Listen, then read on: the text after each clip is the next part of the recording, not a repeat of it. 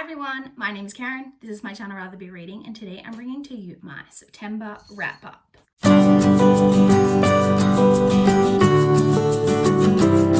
Apologies, I know this lighting is really crap. I've had to film this after work and I couldn't film it straight away because it's actually the first today, so I only finished reading for the month last night.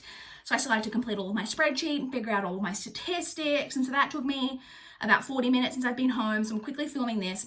Annoying that daylight savings actually starts here this weekend, so if it was next week that I had to film this, the lighting would be a lot better, but it is what it is. So, September, it's been and gone. We did have a kind of goal in September to do 30 and 30.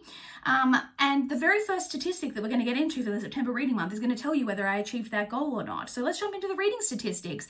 So in terms of how many books I read, did I hit 30 and 30? No, I didn't. I hit 26. There were a couple of reasons for that.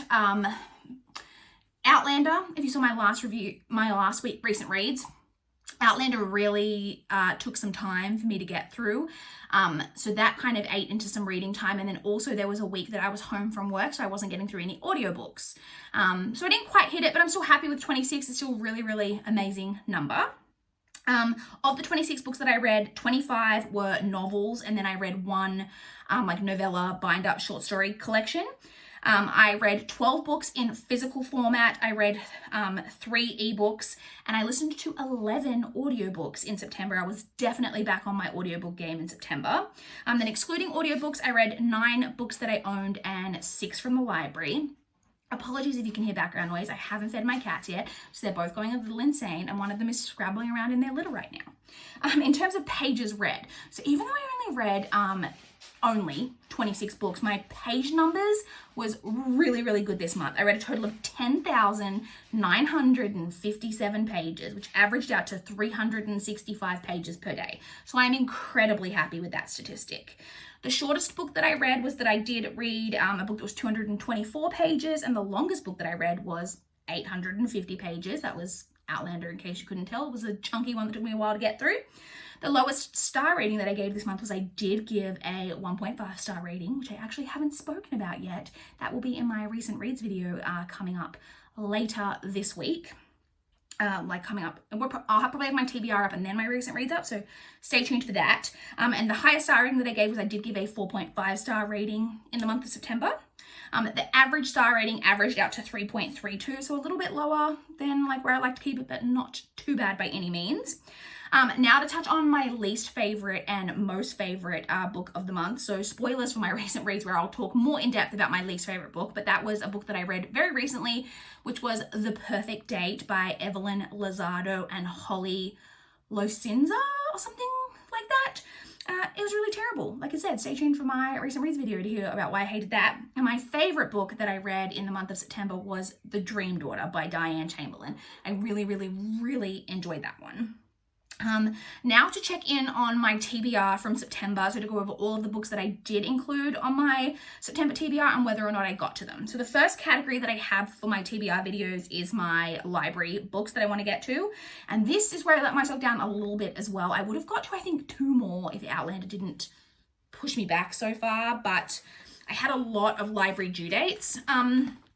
In September, a lot of books due that I was hoping to get to, and I didn't get to them all. So we had Miracle Creek by Angie Kim, Evil Under the Sun by Agatha Christie, The Wrong Side of Goodbye by Michael Connolly, Wayward Son by Rainbow Rowell, As I Lie Dying by William Faulkner.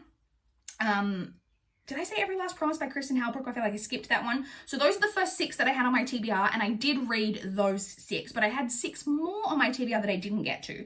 They were Puddin' by Julie Murphy, The Proper Care and Maintenance of Friendship by Lisa Verge, Talking to My Country by Stan Grant, Burkalicious by Becky Wicks, The Secrets of Lily Graves by Sarah Strohmeyer, and Far From the Madding Crowd by Thomas Hardy.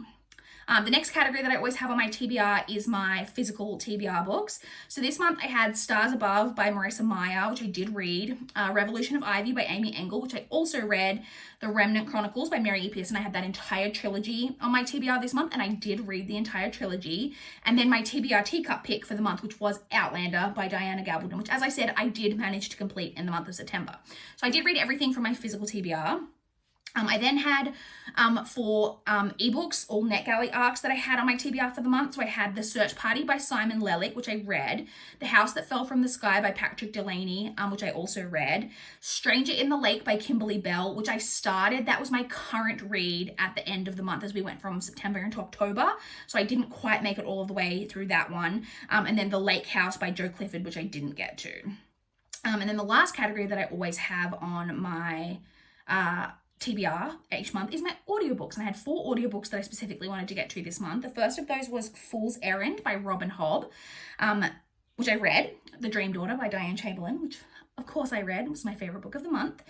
King of Crows by Libba Bray, which I also read. And then Just Mercy by Brian Stevenson, which I didn't get to, but there was a reason for that. The audiobook came in and I went to listen to it, and just as I was clicking on it to start listening to the audiobook, I noticed that it was actually the version of the book that has been adapted for a YA audience. And that's not the version I want to read. I don't mind reading YA, but I don't need to read a nonfiction book that's kind of been adapted to be, I guess, I don't want to say dumbed down because it's not at all what I mean, but like more palatable for a younger audience. That I don't need that. I want to read the fully like proper quote unquote version.